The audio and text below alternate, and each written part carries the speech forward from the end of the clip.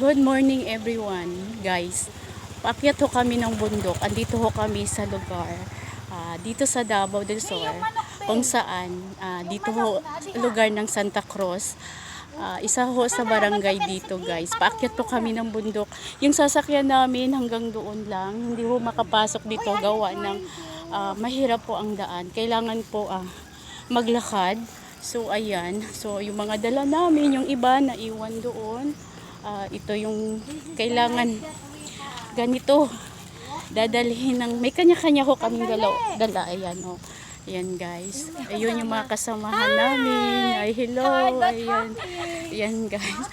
Papunta kami doon kung saan yung lugar na pagbibigyan ho namin ng munting handog bilang pamasko po sa kanila. Ayan guys, i-update ko kayo mamaya. Medyo malayo-layo pa ho ang lalakarin namin. Yan ho.